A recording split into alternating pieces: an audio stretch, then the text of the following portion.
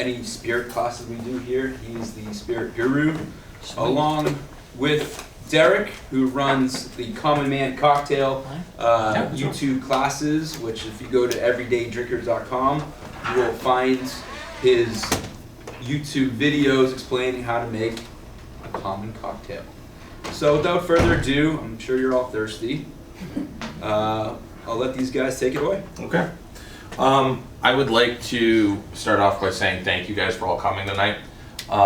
It is very awesome to have a packed house. I kind of expected this though, because when I first met Derek, I was like enamored with this show. I don't know if any of you guys have seen him on YouTube. Raise your hands, anybody? 1, 2, oh, okay. That's more than I expected. Yeah, no viewership. If you guys get a chance, it's worth going to YouTube to see the stuff that he does, because it's hilarious, and I got sucked into it. But I knew that I needed to bring him down here, and we needed to do a live class, because keeping him locked up in his little tiny room doing his videos is just, it's not enough, so we needed to do more. So tonight what we had planned on doing is we gave you your first cocktail, and that's something so that while we're going through the first recipes and you're bored out of your mind, you can start drinking. You're like, Jesus, just give me my drink. Is this one mine? Yeah, that's yours. Can I just start now? Yeah, let's start. So without any more wait, I guess we will get into our first cocktails. You got anything you want to say, Derek? Just as a highlight of what I tried to select for cocktails, I picked these four. He made the punch.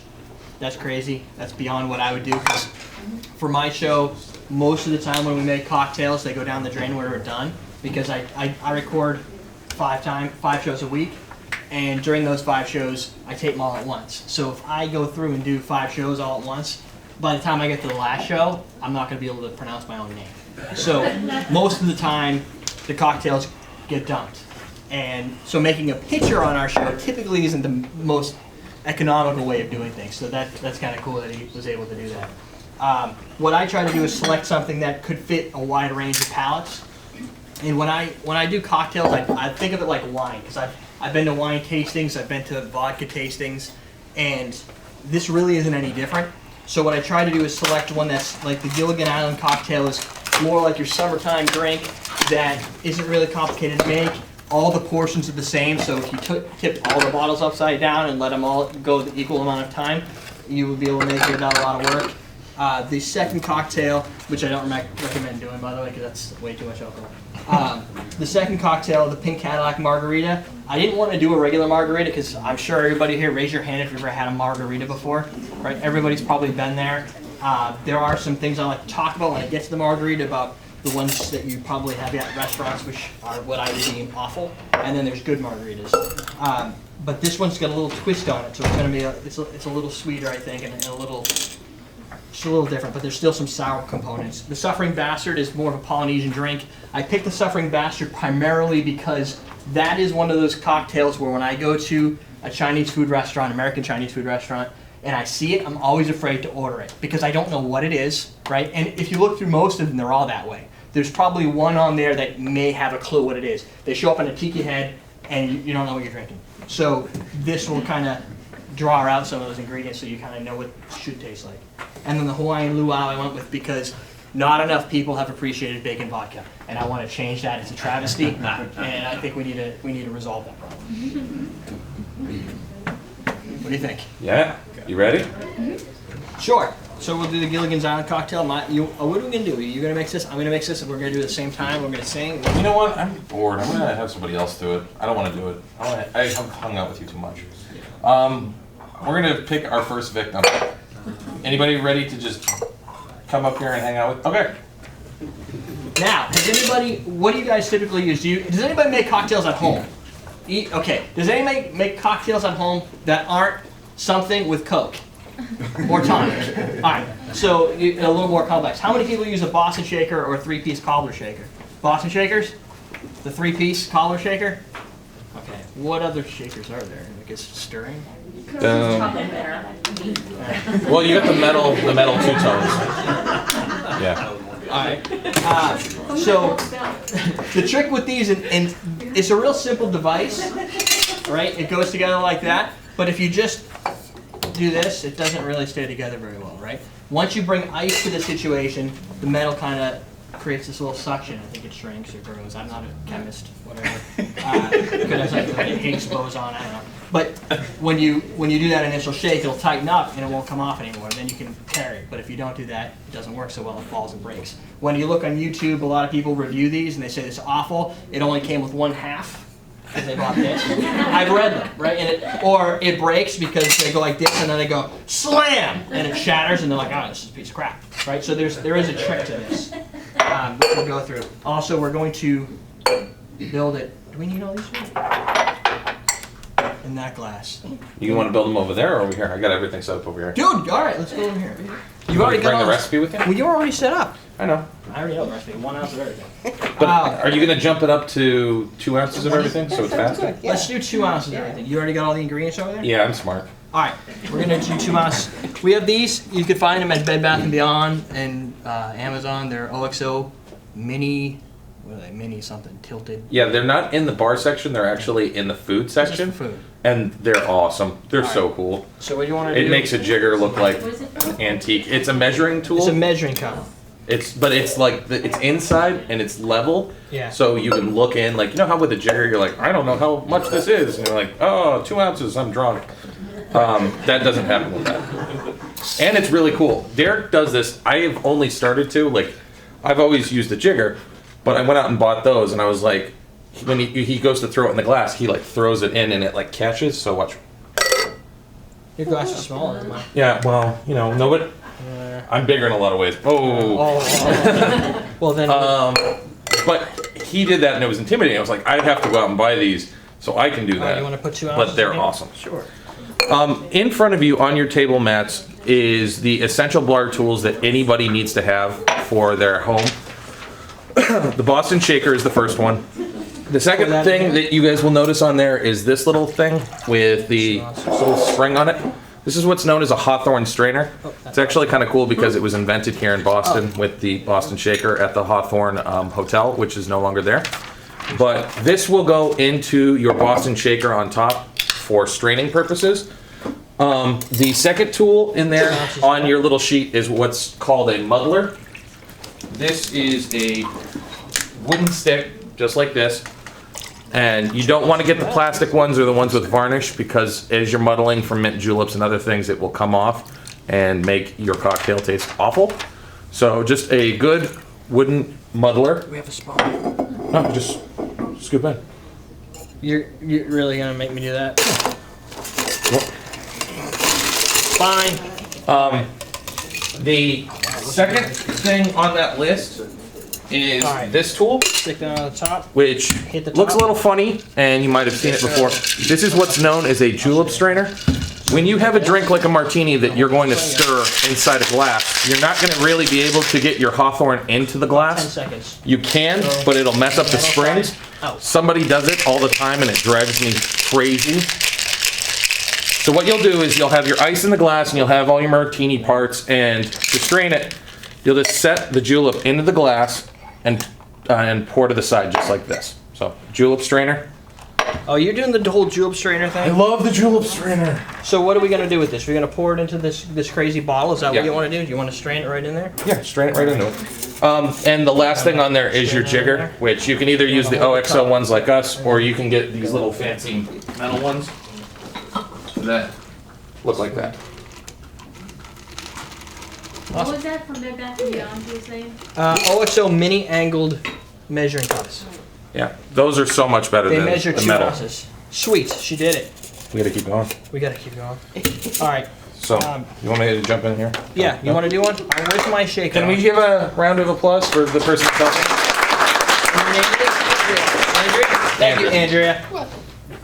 So I'm going to show you guys what I was showing Andrea on shaking with the Boston Shaker. We make this next one. I want to do 2 and 2. 2, 2, 2, 2. 2 and 2. So if you're making for a party, like this is a big party, there's a couple ways you can do it. Some people say, how do I do this mix ahead? You want to be able to mix ahead. You want to have all this made so that when your guests come over, you're ready, you're good to go, and you don't have to start preparing and shaking, for instance, 1,000 of these. So a margarita is a good example. That is the typical drink I usually serve when people come over, because I know I can make one that fits a lot of different people's styles. Some people like a sweeter margarita, some people like a more sour margarita.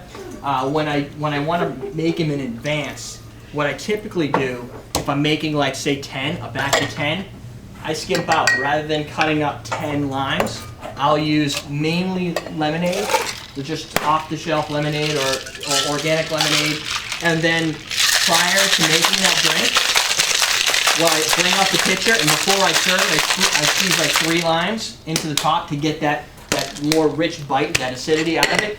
That way you don't have to have this massive, and I've done this massive squeeze fest where you have to like squeeze 1 billion of these things to make that. That way you get your body. The other thing you could do, if you want to even take it and reduce that down, is make your 10 glasses, take small slices, squeeze them, 1 slice into each so you get like a 1/4 ounce, just topped on top, so they won't even know the difference. It's going to taste just like natural lime bite because you used natural lime, you just didn't use it everywhere. So that's one tip. The other thing to do is, and the reason I do the lemonade over just even squeezing 10 of these ahead of time, they lose some of their sourness when they just sit and the oxygen gets out them, they start to kind of dull out and they don't taste as good. So if you make it a night in advance, the next day it doesn't taste nearly as well if you hadn't made it fresh. So for fresh squeezed fruit, I usually do that last. The other thing, in this drink we have pineapple juice. If you guys want to go out and squeeze your own pineapples, or juice your own pineapples, you can. I just use Dole because it's simpler. But for orange juice I typically use off the shelf, but limes and lemons I will make fresh squeezed. I don't use Rose's lime juice. I've been there, I've done that, and then I've seen the light and seen what it's like to make a fresh drink. And believe it or not, it seems subtle, but if you remove the Rose's lime juice and you use real lime juice, people come over, they're gonna keep coming back. They're gonna find out that this drink is better than I've had at any restaurant, or this reminds me of when I was in Hawaii, or this reminds me of my trip to the Florida Keys, because it's just a more fresh experience, and it's not that much more money. Otherwise, you end up with these bottles of Roses everywhere.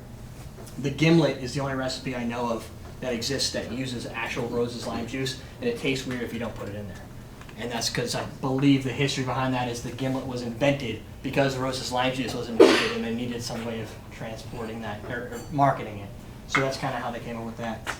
For the Gilligan's Island, this drink, you can prepare this in advance. You can make a whole pitcher of this and serve it out to everybody, and it's not going to lose any of its freshness because it doesn't have any fresh fruit in it. The other thing I want to show you, so for those that don't know how to use the Boston shaker, or want to know, even if you don't have one and you're just curious, and you'll see, if you go to a bar like down the street or whatever, you'll see this. Did you use all these? No. You bastard. I swear, it wasn't me. So, when the first thing that's going to happen is most bartenders are going to use this side of the glass. Does anybody want to know why they use that side of the glass? You can see the cocktail, right? So they kind of already know what they're getting. That means if it's got a really rich color. Some of them, if you do like a Midori and a blue curacao, you get this crazy vibrant turquoise color, and it looks impressive. So they can see what you're making, they can see the amount of ice you're using, so you don't go, oh, well, he just put all ice, there's no alcohol in there. You can see everything that's been built into that. Then on top, you give it a light tap, and then you're going to shake with the metal part away from you, towards your opponent, if you will. I study karate, so that's the way it is. And when you shake it, and the reason for that is if anything goes wrong, it's going to go wrong on you and not the person you're shaking towards, right? If the glass falls out for whatever reason, didn't hit it hard enough, or there's this little seam here, if any liquid comes out, for instance, does anybody ever make or had a drink with egg white? Right? Yeah, I see the faces. Egg white drinks are awesome, right? And I thought the same thing. Why would I ever do that? But it's awesome. It has a nice foamy head. It adds a rich, creamy thickness. But the problem is you typically dry shake ahead of time. And when you dry shake, the seal doesn't get completed all the way. So you're dry shaking and you're throwing egg whites everywhere. You want those to be on you, not on them. You making one too? I was. Oh yeah, I I'm was gonna just need. I'm gonna need more too. bored. I mean, Don't be bored. Don't be bored. It's too early in the evening. and now what you're gonna do is shake for about 10 seconds most times. 10 seconds with a nice hard shake. Two. This is gonna start to get super cold. Now you have this problem where it's connected, right? It's not coming off. And my co-host on the show likes to do this, right? And that's really not a good idea. Why did you point at me when you said the co-host likes to do this? Well, because you're here. No, you pointed at because you were on the show and he was going like this, and you're like, ah! And I saw your face like, oh my god. So what you want to do is you take the bowed side here and you just hit it, and you're gonna hit it where now the line's all gone, but there's a frost line, and when you hit it, this is what you did. Oh, there it goes. Yeah. It doesn't come off. Sometimes you have to go around. Right. Just keep going around a little bit until it hits, and it'll pop right off. It has so many different unique tropical flavors that you kind of forget that there's any alcohol in there. And the sweetness really masks it. Hey, can I have some of that? Yeah. This You pour looks one like for mine too. This looks.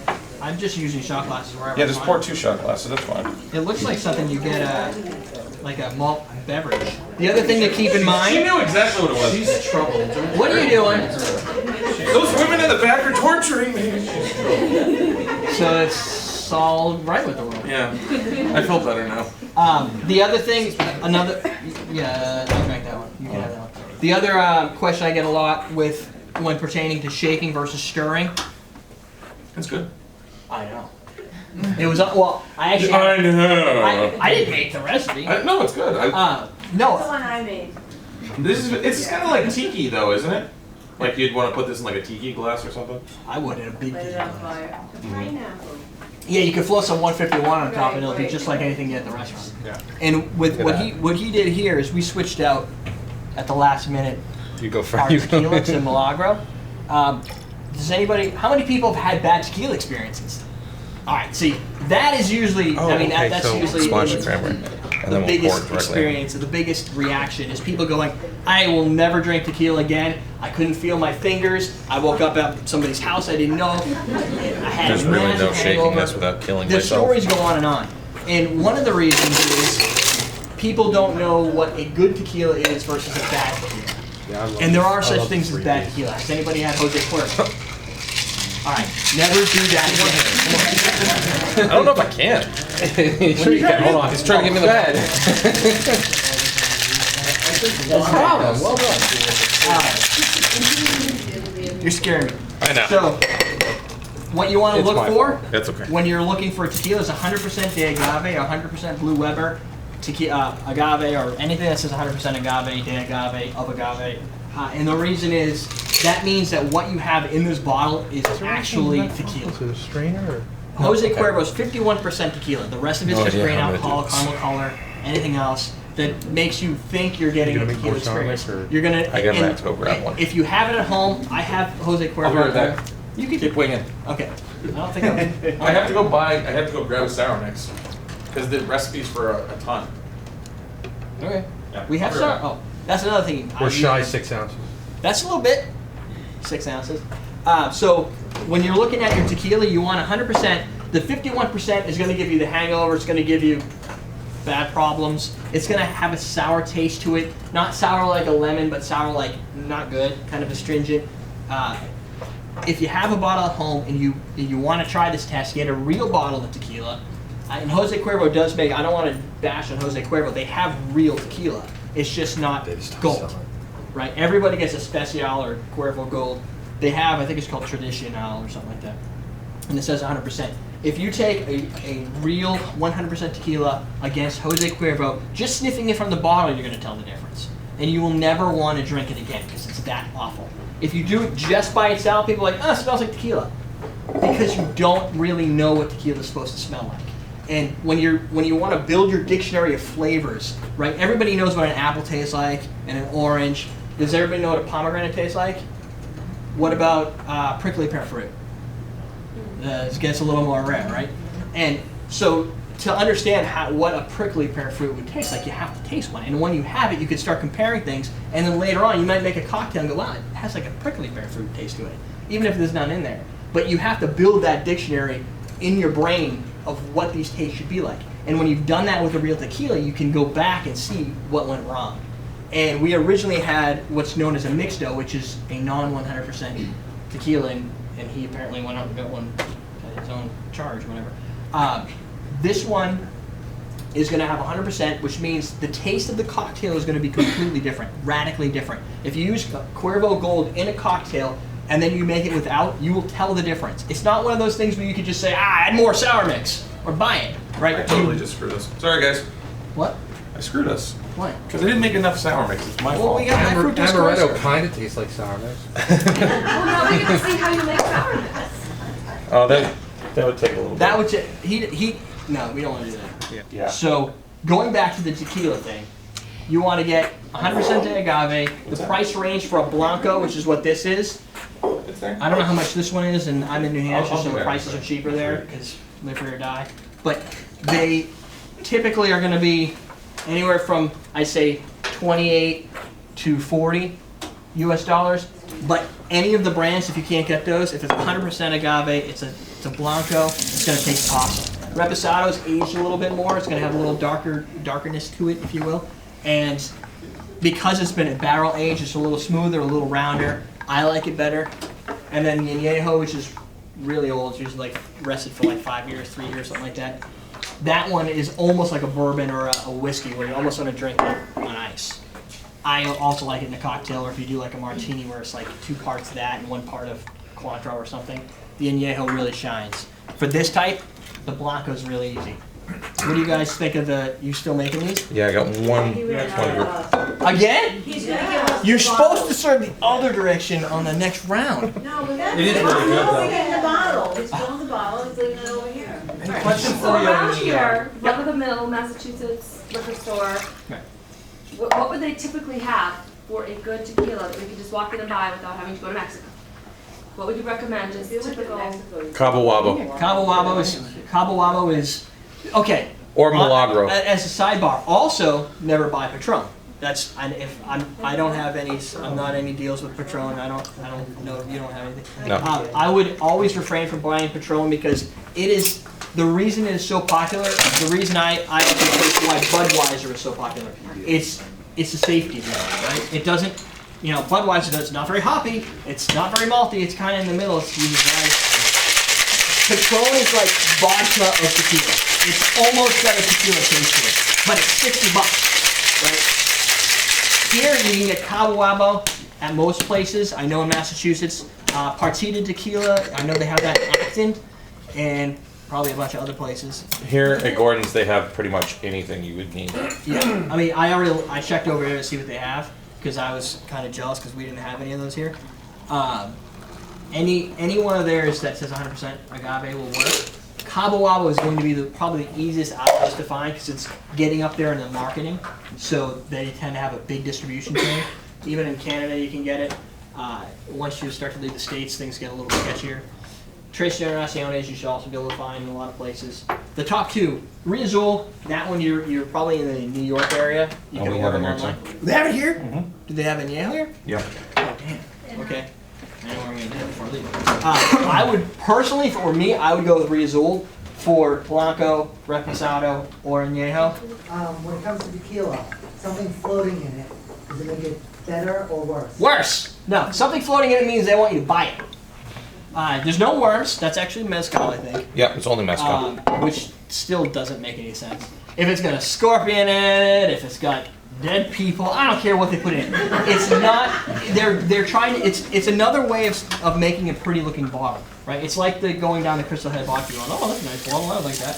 If you look at the bottle, and if you go into the store, look for Tito's American vodka. Has everybody ever had Tito's vodka? It's right over there. It's probably one of the cheaper ones. It's made in Texas. It's a corn-based tequila, corn-based vodka. The bottle it's like the most generic bottle with a little plastic cap on the top. Nothing special, right? His idea was, let's make something that really tastes good and let's put the money into the product and not necessarily the bottle. All the labels were all hand stuck by him and his team, and I don't know, they've been growing, so I don't know if they still stick them or they're machined to do them now. But the point being is the bottle design is not going to change the taste at all, right? So I would go with something that has either been referred to or something that fits the price range. You know, if you see two tequilas and you don't know which one you'd rather have, and you know you're going to pick one of them, and you have no other frame of reference, and they're both the same price, I personally would go with the one that has the least decorative bottle, because that tells me that they spent more time thinking about the product itself than the bottle. Now, if you go to the bottom shelf, and there's little big plastic bottles, I'm not counting those as bottle designs, right? That's obvious low quality stuff. If you can find 750 milliliters of tequila for $9.99, I don't know. I just wouldn't do that. That'd be like somebody selling me a Mercedes for $14,000 and telling me it's new, right? I don't buy it, right? There is going to be some price range for them, and I'm going to stick with the price range. We have another round of this one. So you like that one? It's got sour. It's a little sour, right? It's a little more balanced, I think. It is sour, but it's not, and it has sweet to it. But the thing I like about these drinks, and I usually equate this to more of a summertime drink, because after I take a sip, and it can be dangerous, after you take that sip, you almost want another sip, right? And it's like that sourness. It doesn't make you thirsty per se, but it always makes you want to keep going down. And that can be problematic. So, but if you search around, you may be able to get some of the mango out of it.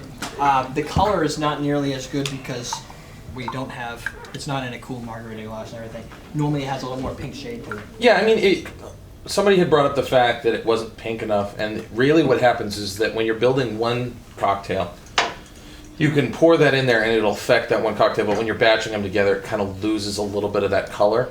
You can always add more. You can add more, but then what you're going to start doing is you get this weird give and take where you start losing the flavor of the cocktail because you're adding more for color. So it's a slippery slope, but just give it the first dashes for batching and then just move up a little bit to see if you can keep the consistency of the taste and the color itself. So Right. okay, so we're going to start with gin. Yep. This is a Scottish gin. It is made at Bunnahabhain and it's really cool. You can use pretty much any gin though, so. What's your favorite gin? Tangerine. Tangerine. I hate Tangerine, but that's just me. The only problem I have with Tangerine is it tastes like I'm eating a Christmas tree.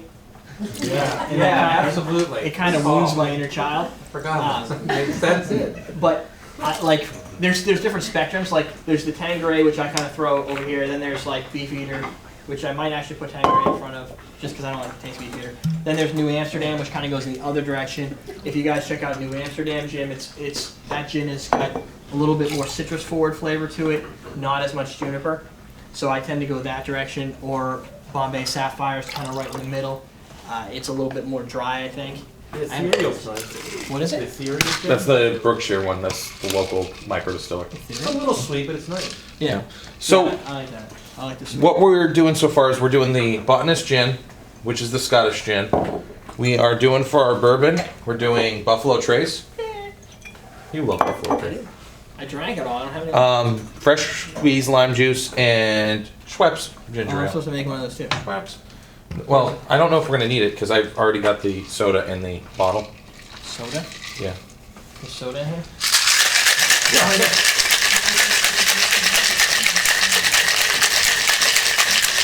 Like pounding through these drinks. Does anybody have a question so far, or something that they aren't sure about? This is kind of your time to ask us silly questions or unsilly questions. You just said about the gin, like the different directions they go, like more juniper or more Yeah. sweet. Yeah. The botanist one that you're using today, what would you say that is?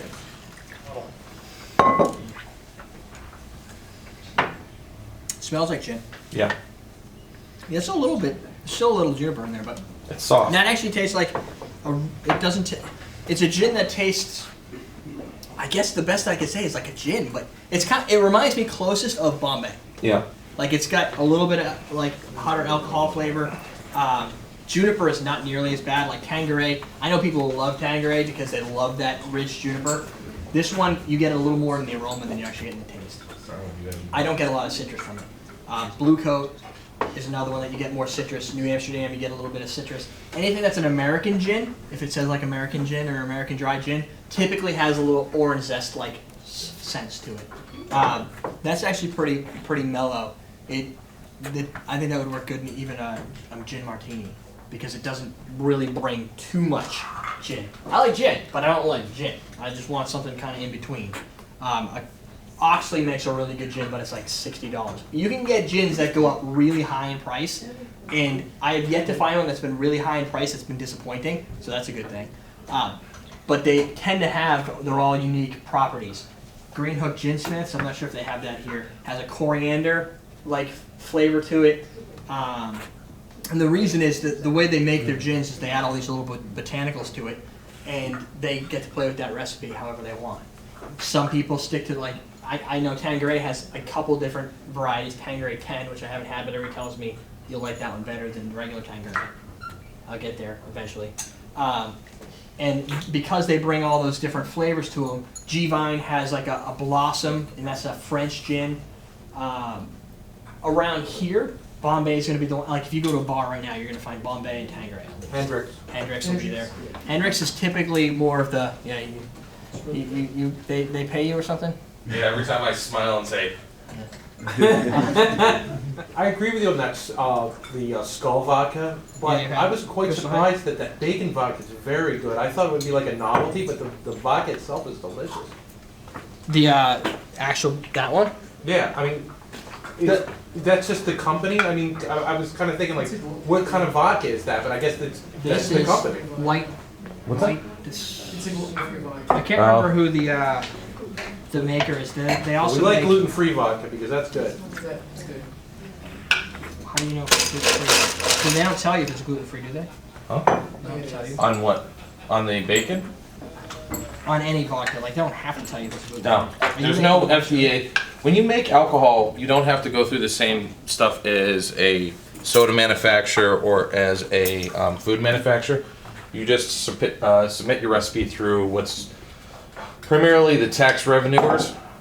They're known as TTB, and they're the ones that approve your label. Part of the thing that works for the alcohol business is that they don't have to supply what goes into their products or calorie counts or all those other crazy things.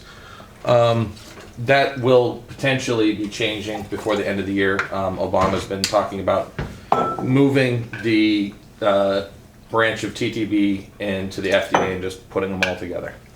Wait, what? They're gonna make us measure our. No, it'll just have calorie counts and they'll have ingredients They stuff don't. on it. Nobody's gonna want to know that information No.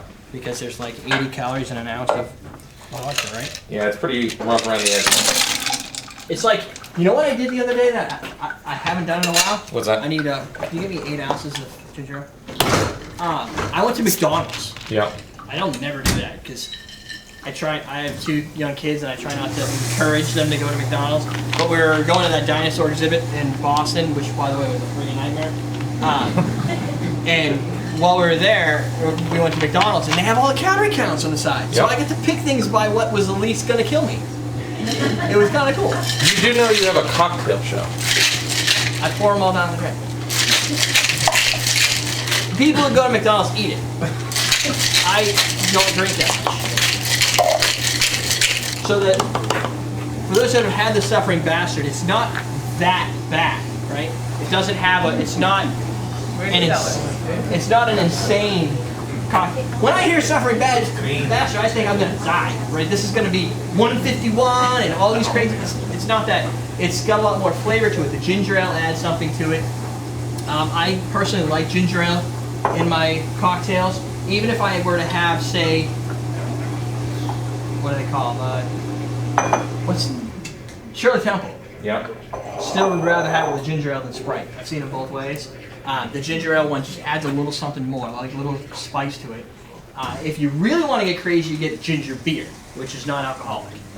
For dark and stormy, which is black seal, rum, ginger beer, and some lime. Boom, put it together. It's hot. Like ginger beer is hot. It's spicy. It's crazy. I kind of like that flavor. I don't know. I've tried to drink the whole can of ginger beer, and my son will drink some of it because he eats jalapenos straight. He's 7. It's crazy. We cut a habanero and ate that together the other night. That was a fun game. Why didn't you film that? That would have been hilarious. Because he doesn't like go crazy. He just eats. He goes, that's kind of hot. Where my daughter's like, oh my god, I need water, I need ice. I don't know if you guys, how many of you guys like watch YouTube and see the little kids like doing the stuff where they're like playing the piano or like Anybody? Am I the only one? I gotta say, his kids have a YouTube channel that's called Mocktails, and they're adorable. They are so adorable. Yeah, they needed to have a show too. They're like, I want one. I'm like, all right, let's call it Mocktails for Kids. Okay, what do you want to make? I don't know. Shirley Temples. They started now. Which is really neat because they can now tell how to measure ounces, you know, in half-ounce increments and stuff. It's weird. Start them young. Start them. Get the candy cigarettes in there, you're all set. They're bartenders You for know, life. candy cigarettes blow my mind. Like I remember having those as a kid. And they don't have those anymore. Yeah. Yeah, they do. And I think people would be killed if they ever tried to sell those now. No, you can get them at those candy stores. Really? Yeah. Used to get them. Candy cigarettes. Oh, yeah, I've seen them. Actually, I just saw them last week in the store. Really? Yep. That's one of those things that I never thought it never bothered me. No. When you were a kid, though, you just thought you were cool. You're like, yeah. Or the bubble gum. You ever had the bubble gum ones that had the flour inside, so you could blow them and the flour would blow out? All right. Oh, gross. It was. Now that was wild. Is there any ingredients questions that you guys have? Yeah, what kind of bourbon did you use in your punch? The punch was Booker's. And what is Tuaca? Tuaca is Taking an orange liqueur. yeah. Okay. It's orange with You the can just pass that primary. around if you want. You think of orange and vanilla kind of brought together. A couple for people who want to know a little bit more about orange liqueur. I use Tuaca and Margaritas a lot. It just adds a little extra vanilla. Everybody's used to the orange, so it brings a little something different to it. And when I make margaritas, over and over and over again, I like to change up the tequila and the orange liqueur, primarily because I have like 18 bottles of orange liqueur and like 50 bottles of tequila. That's a different problem. But they're all full, so that tells you it's not a problem. But from the orange liqueur standpoint, Luxardo makes a really nice, it's called triple. It's 3 different oranges. It's a triple set, which should be 3 oranges. Lahara orange, Royal orange of some type, maybe navel, and some other magical orange, I don't know which one. The Lahara is the same orange that they use in blue curacao. Has everybody seen blue curacao? It's that bright blue crazy bottle. And anytime you go to a bar or a restaurant and you order something that comes bright blue, it's either going to be blue curacao or maybe a raspberry, like a UV blue raspberry vodka, but usually it's the curacao because it's cheap. It's like, you could probably get a curacao, at least in New Hampshire, it's probably like $90. I think it's like $11 there. Yeah. Senior Curacao makes I don't know if they have that, that would be really nice. Seniors has one of the best blue Curaçaos. It's like $25 instead of $9 or $12. But it uses actual fruit. It's not, almost artificially made to have grain alcohol and some other stuff, and then we've got a liqueur out of it. It uses the actual fruit. So blue Curacao, if you taste it by itself, it should have a little bit of bitterness to it. Because the fruit that they use for blue Curacao is not an edible fruit. It's a derivative of an orange, the Lahara fruit, but it was made on the island of Curacao. They had these orange plants, and they didn't know what to do with all these stupid oranges because they couldn't eat them. They were just tasted bitter and awful. So what does everybody do when they find something that they can't eat? They figure out how to make alcohol. Right? Grappa, same thing. It's like weeds and grapevines and stuff that you wouldn't do. What do you do with that? I've already made wine. Let's make grappa. Right? You'll notice a lot of wineries have grappa because they just find a way to reuse it. So they use that same fruit for that. A cheap triple sec to me tastes like Sprite. I try and shy away from it. I would go with Tuaca. Cointreau is a little more expensive because that's a French word, so it's more expensive. If you are into bourbon cocktails, which whiskey cocktails have been kind of my new thing lately, Tuaca is a wonderful addition to any bourbon. Except this one gets a little tricky. This has the craziest smell I've had. This is a bacon infused vodka. There's homemade recipes online, but I'm not. You can buy it here tonight. Not have to deal with it. Yeah, I wouldn't go that route because it doesn't look like a fun experience because you gotta take bacon and then you gotta get the fat out and it just gets weird. Changes the color of the alcohol too. Yeah, and these guys get the benefit of being able to filter stuff a lot better than we can. And there's not a lot of different bacon brands. This is the new thing you'll see a lot is the QR codes in the back. I know with Malibu Red, if you scan it in, it goes to YouTube and starts playing a rap video. I scanned it just to see what they did. Like I was explaining earlier before most people got here, to me, bacon vodka in a glass by itself, on ice or without ice, bothers me because it's like purple ketchup, right? It tastes like ketchup, but it's purple. I can't get by the fact that my ketchup is purple. And I get a fry and I'm like, that's purple. Okay, I'm just gonna pretend it's not purple, right? It takes a long time. I've just been, over the years, from, birth, I guess, I've had ketchup that's been red, so it bothers me. This is the same thing. I've had bacon that's crispy. I've had bacon that's a little chewy and I wish it was crispier. But I've never drank bacon, right? This is like, you feel like you're drinking bacon grease and it's kind of disturbing. But at the same time, it's not greasy like bacon grease. It's a mental thing that is hard to get by. So with this one, I wouldn't suggest drinking it straight. Okay, I would suggest drinking it straight for the experience once. And you may like it, you may not. For me, this is one of the best cocktails, and usually pairing it with any type of pineapple juice makes it awesome. And I've handed this to many people, and I didn't tell them what was in it, and I asked them what it was, and nobody came up with bacon at all. When they know it's in there, you start to get a little bit of pork flavor. It's almost like you're maybe making a cocktail while you're also barbecuing. There's different ways it can go, but it doesn't give you at least to me, it doesn't give you a greasy, harsh, baconish flavor. You don't look impressed. Too much? It's a little too much. The aftertaste is a little too much. Yes, the aftertaste brings in the pork flavor. I don't really get bacon as much as the pork. Like it seems to be a little meaty. So this is more of an example of a savory style drink, I think, more than a sweet or a sour. I don't like. Does anybody like Bloody Marys? Yeah. Sorry. Put that with tomato. Or Caesars for those that like clam. I hate Bloody Marys, and I don't know why. I like tomato juice. I like tomatoes. The American farmer. I don't.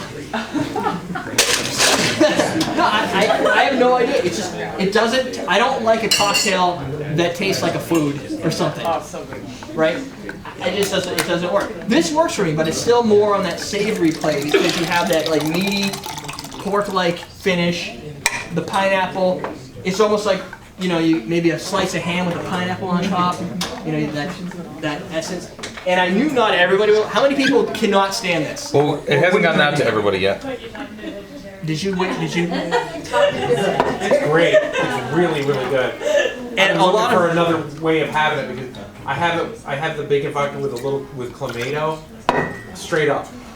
Really? Really good. Well then if you can go that route, you already hit the extreme. Yeah. It makes a crazy Bloody Mary. With a pickled asparagus, forget about it. Wow. What do we have now? Question. Yes. How do you find a good bourbon? What makes up a good bourbon? It depends what you're looking for. I mean, primarily, the bourbon manufacturers in America have set up a standard that if you're spending more than $20 for your bourbon, you're getting a good bourbon. As you see, new manufacturers are putting out age statements. That doesn't matter. Don't worry about that. It's moving into a fact that people are coming out with like 10-year and 15-year bourbons, but that's not really what you're shooting for. When you're looking at a really good bourbon, you're looking at a master distiller that's able to take these ingredients from the corn to the distillation process into the wood and knows how to work all of those things together to really produce a superior whiskey. My directions when it comes to bourbon, if I'm going across the mill, my cheap stuff, Jim Beam White Label, most people scoff at it, but I find that it is a wonderful bourbon if you're looking for an inexpensive bourbon. If I'm looking for a high quality bourbon, I go Four Roses. If I'm looking for something that's like super awesome, and your friends, if they're like bourbon connoisseurs, are going to be like, that's amazing. Anything Buffalo Trace Experimental is awesome. And then as far as boutique goes, I do Hudson. There's a distillery in upstate New York that makes these little tiny, they call them baby bourbon bottles. And they're just little tiny 350 milliliter bottles. They're fantastic. And their distillery is awesome. It's not in Kentucky, so it's kind of boutique-y. And I think we sell those here too. So. The thing, when I look at a bourbon, I'm all about flavor and experience more than all the labels and everything. I like Buffalo Trace out of most of them that I've had because it's kind of middle of the road. It has a good driving oak flavor, but it also it tastes to me like a bourbon. When I make a bourbon or a whiskey sour, I use Buffalo Trace because it tastes like the perfect whiskey sour. Where when you bring in Maker's Mark, which is another one I like, and everybody's probably heard of that, you can get that at most bars, I think. That's a little bit more sweeter with lots of oak. If you really like oak, there's, what's it called? The Jim Beam Devil's Cut. Devil's Cut. Devil's Cut is like the biggest oak bomb explosion you can have, which also brings with it a lot of sweet flavor, and it's very easy to drink because if you know anything about wine as well, a lot of wines when they get a little over oak or like they have that oak flavor to them, a lot of people criticize them and go, oh, you're masking the flavors of whatever it is, and you can do that with same with a tequila, like an aged tequila. You can over oak it, and it hides a lot of the imperfections. But what Devil's Cut does is say, screw imperfections. This is oak, and you're gonna love it, right? And you get that nice oak flavor. It's good for cocktails that have lots of ingredients. In this case, we have. I mean, it would work in these, but when I look at a cocktail that has like maybe 2 juices, maybe some grenadine and something else, and it's got a bourbon in there, and you really want that bourbon to cut through, having that extra oak helps kind of rise above all the other flavors you get without losing all. Okay. When me and Derek film once a week, we usually start each show with a shooter, but I thought because we just got through this, we finish with a shooter. He's not looking forward to this because this is something that I know he's going to not like.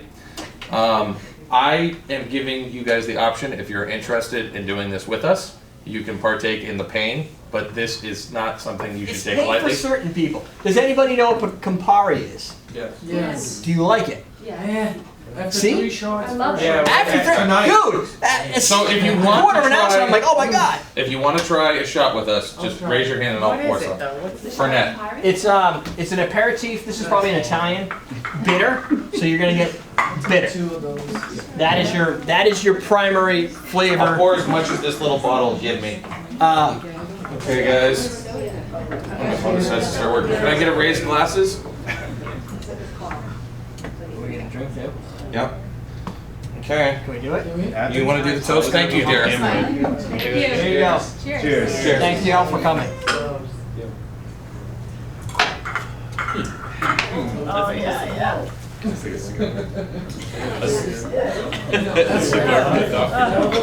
Wow. Is it Yeah. thick? It goes from like black licorice to like It's viscous. Like tar. tar, tobacco, shoe leather, back down to bitter. Hard days by the children, what it tastes like. That Call it might the alcohol, tobacco, and firearms. And you know what the best part is? Water doesn't make it any better. No, there's nothing that stops it. It actually, I think, it's making it worse.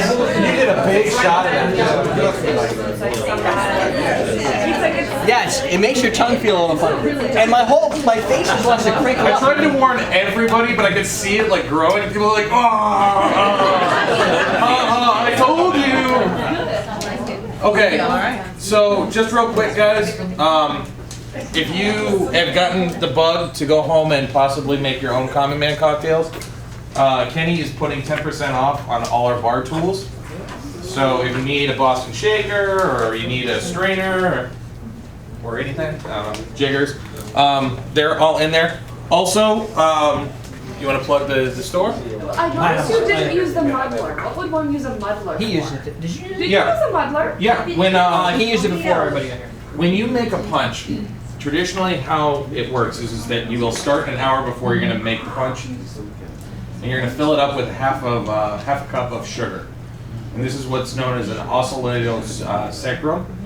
And you're going to peel. Sounds like. Yeah, you're going to peel the main fruit that you're going to use for the punch. So let's say it's lemons, right? Well, I used oranges today, so I'll just use oranges. So I peeled the oranges, and you put the oranges peel side out, pith side up, on top of the sugar. And you're going to take your muddler, and push it against the sugar to where it grinds into the sugar and makes kind of like an oily residue, you'll know that it's done because you'll start getting heavy perfumes of orange or lemon or whatever fruit you're using. You leave that for up to an hour. Come back, fill it up with just a little bit of water and stir it around to where the water and the sugar start to pull together. You'll be able to reach in and pull out the peels, or you can just leave the peels in as a garnish. But because there was already another garnish going into it, I had to pull that out. That will make it so that there's an aromatics of that fruit on top of your drink. So if you went in and you remember smelling the punch, had a heavy whiff of orange to it, even though the orange wasn't in it, that's because that oxalate spectrum will travel through the drink and hang out in the drink the entire time, and those oils will sit at the top of the drink. So if somebody muddles, like you're standing there, you order a drink and they muddle it right there. Yeah. Is that even, I mean, you said No, up that's to an hour. Is that, if it's a mojito Yeah. or a it'll break julep it open and help. or anything like that, you're basically expressing the oils from that mint without breaking the leaves. So they're muddling it in order to just crush the cells so that they break out. Yeah. But you don't a bad mojito is those people who get all crazy with it and they're like and you start to rip up the mint. Then because the mint is still at the bottom the whole time, you use a straw usually for those, right? So nobody wants to be sucking in and getting tiny little pieces of mint, and then they get stuck and you can't find them. And you're trying to dig them out of your teeth. It's like a green piece you're on a date. You're like, "Hi." So you want to avoid that. So it's a gentle muddle where you're basically applying the pressure, and you're doing it with the sugars. I use simple syrup instead of sugar for mojitos and pretty much any of those because the sugar doesn't dissolve as well. If you use the syrup, it's already dissolved, so you don't end up with sugar crystals at the bottom since you're using cold drinks. And you just crush it up a little bit with your lime juice, and it makes that nice concentrated flavor that when you start building in the rums and the club soda, it brings out that aroma. Then you take the garnish, like the mint sprig, and if you go to a bar and it's like a high-end cocktail place, you'll usually see them go and smack it, and then they'll put it in the drink, because that just immediately shocks that leaf, breaks it a little bit, not tearing it, but it's very similar to muddling, and you'll get a huge, bright, like mint smell right out of it. Throw that on the top, and then you hand it to somebody like, this is awesome. They don't have to taste it. Doesn't matter at that point. You've already impressed them enough, right? It's like wearing a prom dress as opposed to just wearing what I'm wearing, right? Obviously, I just look like this dude with a bright shirt as opposed to somebody who's all dressed up. It's the same thing with the garnish in that scent. Any questions, guys? Yeah? On the muddlers, you said to use a wooden muddler, but if you're crushing up essential oils into a drink, wouldn't these it's porous, wouldn't absorb the flavors, so when you go into something... Well, the reason you use wood for a muddler has more to do with the fact that the other types of muddlers that you would use are a little risque, because let's say plastic muddler. It's going to scratch against the ice and it's going to chip into the glass, so then you're going to have plastic shards in the glass. If you use a metal muddler, for some weird reason, you have more chance of breaking the glass itself, and that doesn't help anybody either. So the wooden muddler is more to do with the fact that it's going to not have as much chance of breaking the glass, and it's going to give you the best amount of push from, I mean, does that make sense? Yeah. Stopping you from being a maniac. Yeah. It's like giving you a dull sword and it's saying You can do it! But even in that case, I usually wash them out. After a while, you said you could probably refinish them, right? Yeah, there's actually stuff. If you go to like food stores, they have wood varnish, polished food grade wood polish. Tonight I'll go back and I'll polish up my muddler.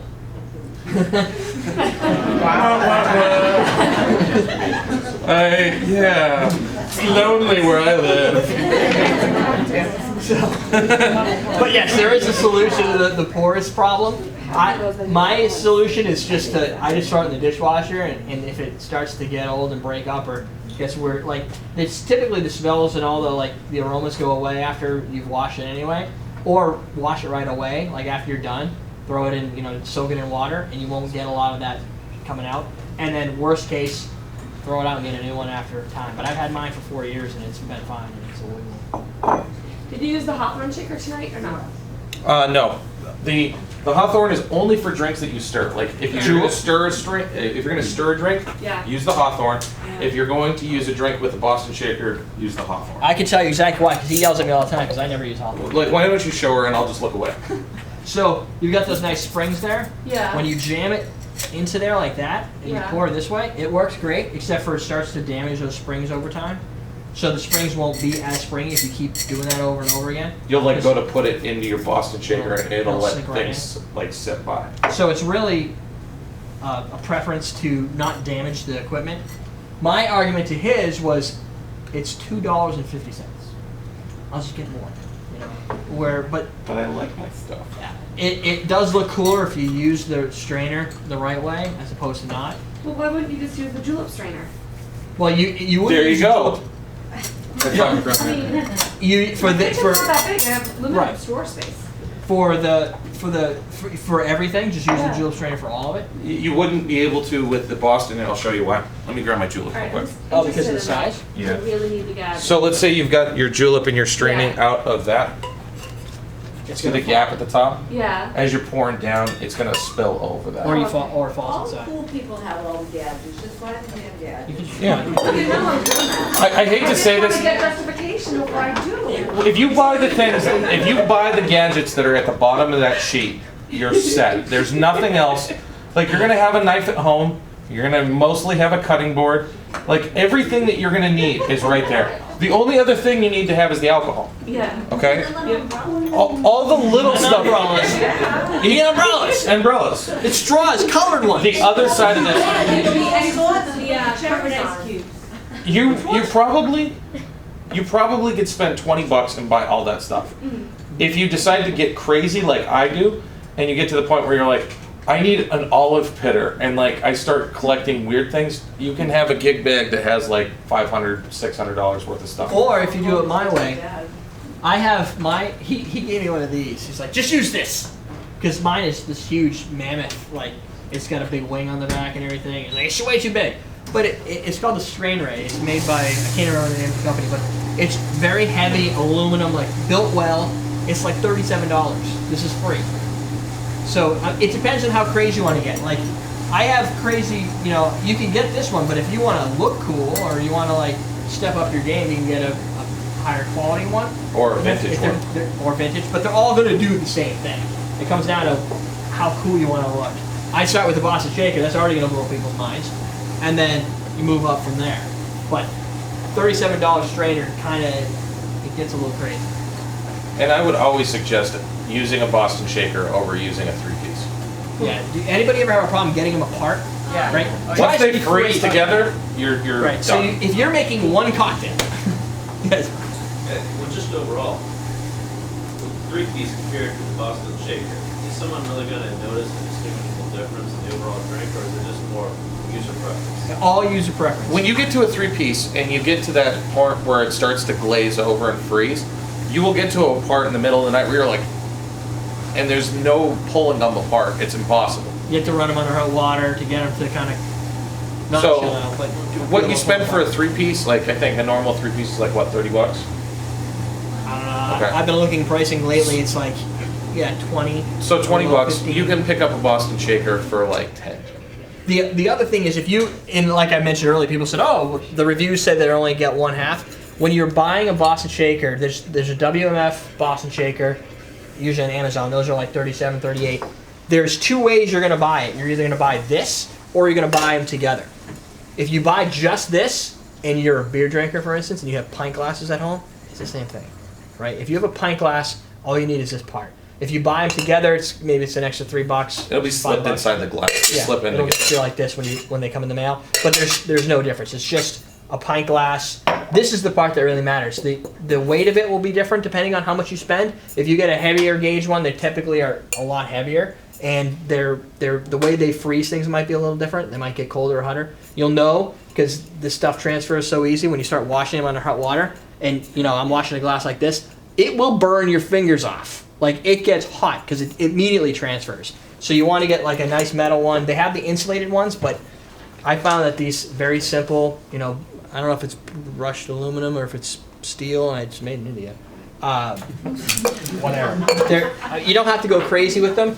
You can find them logoed. Usually, if you go to any type of shows, or like I got a Cool Swan one, which is like the best Irish cream in the world, or I have an Absolute one that they gave me. He's at it. He's got like the vein pump of Cold Swan.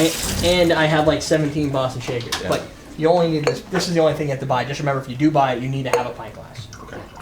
You So- really have to switch out the ice. You really Yes. have to shake it with one Yeah. ice. And throw- you really do. Yeah. Yeah, because Okay. Because after you shake the first time, you'll look in and, at the ice, and it'll be probably half of what you originally put in. You have to toss that and pour it, strain it over fresh ice. Yeah. yes, and you can if you don't believe me, you can run a test using just water. Take a Boston shaker with water in it, fill it with ice, shake it, pour it over ice into a glass, pour it over, just put it in a glass by itself.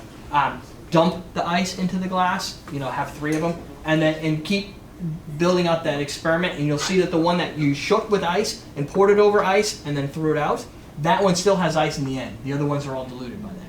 So when you start handing out drinks to everybody, they're especially if it's a bigger drink, they're going to be done the drink.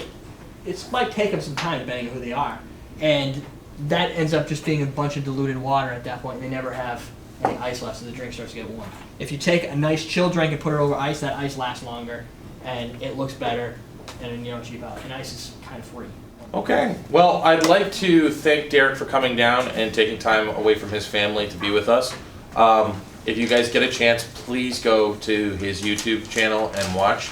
He has a new cocktail every single day, and then usually on Friday or Saturdays they do a live view stream that's kind of fun, but most of us have other things to do. So if you get a chance, just go and look at some of the cocktails that he has on Everyday Drinkers, and you'll get to see me and Doug and other people giving Derek a hard time, usually poking him, and learning about cocktails. But if you guys can just give him a round of applause for coming down. If you guys had fun tonight, we have tons and tons of other classes that we have here on a regular basis. I will be coming back next month to start a new series on Scotch. I am in a kilt most of the time.